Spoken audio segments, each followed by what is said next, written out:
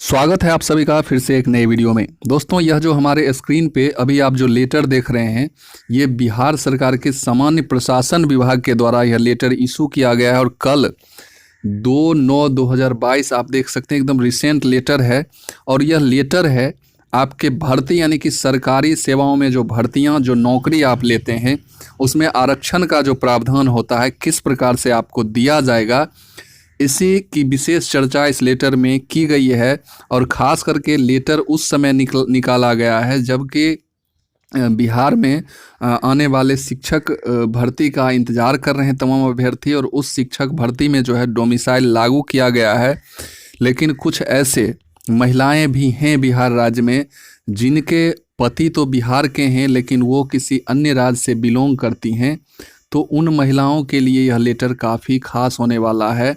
तो आप बने रहिएगा मेरे साथ वीडियो में लास्ट तक। एक एक बात यानी कि इम्पोर्टेंट बात जो इस लेटर में दिया गया है उस बात की हम चर्चा करेंगे।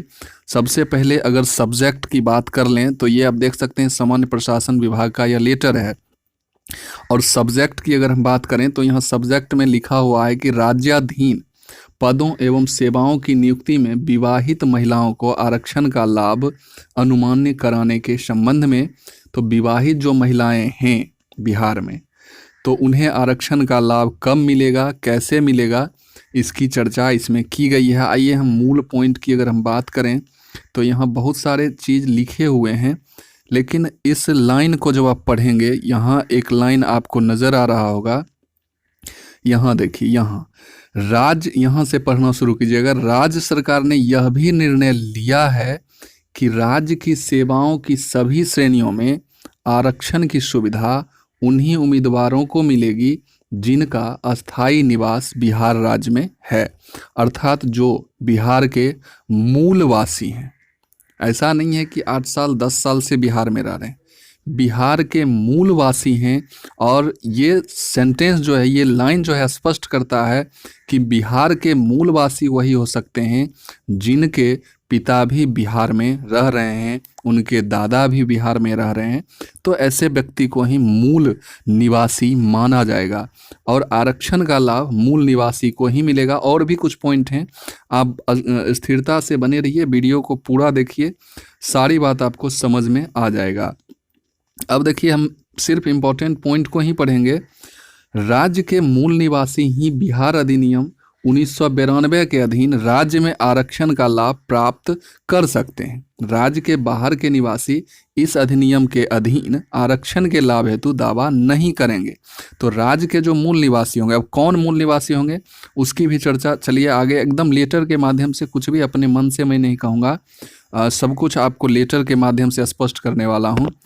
तो ये आप देख सकते हैं, कार्मिक एवं प्रशासनिक सुधार विभाग संप्रति सामान्य प्रशासन विभाग बिहार, ये लिखा हुआ है कि इस लेटर में सन्निहित है।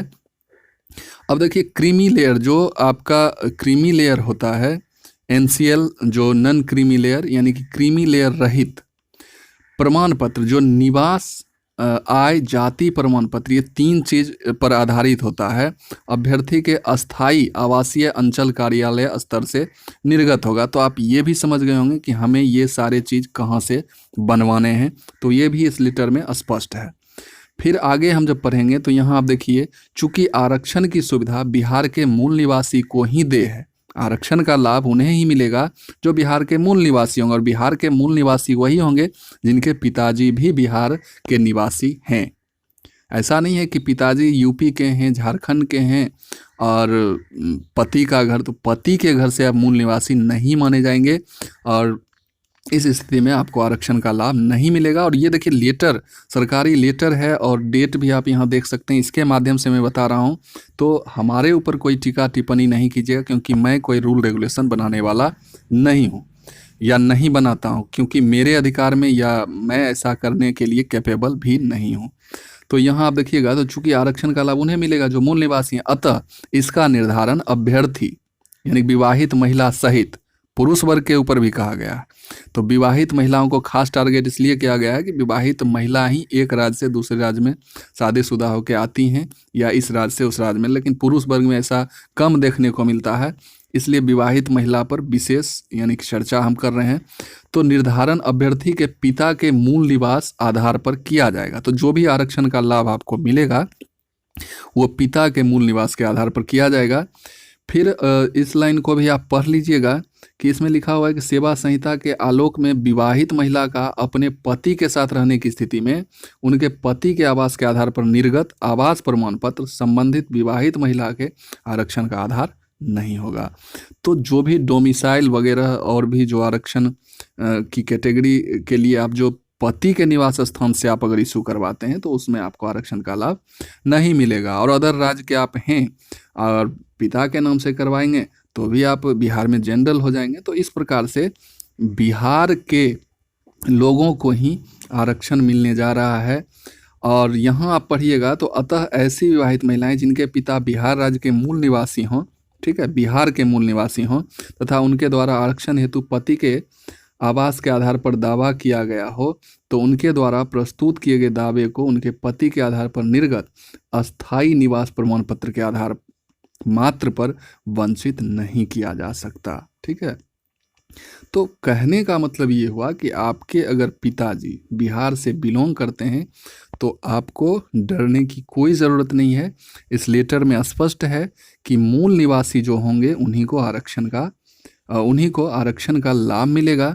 तो बिहार के जो मूल निवासी हैं या बिहार की ही जो महिलाएं हैं किसी अन्य राज्य में विवाहित हो गई हैं तो यहाँ से आपको आरक्षण का लाभ वगैरह मिल जाएगा। लेकिन यही है कि जॉब तो आपको यहीं करना होगा। और उसके बाद जो है अगर अन्य राज्य से आप बिलोंग करती हैं और बिहार में आपकी शादी हुई है तो फिर मुश्किल है इस लेटर के अकॉर्डिंग। तो आई होप कि यह वीडियो आपको अच्छा लगा होगा, सारी बात स्पष्ट हो गई होगी। तो इस वीडियो को यहीं समाप्त करते हैं, फिर मिलते हैं किसी नए वीडियो में नई एनर्जी के साथ। तब तक के लिए जय हिंद, वंदे मातरम।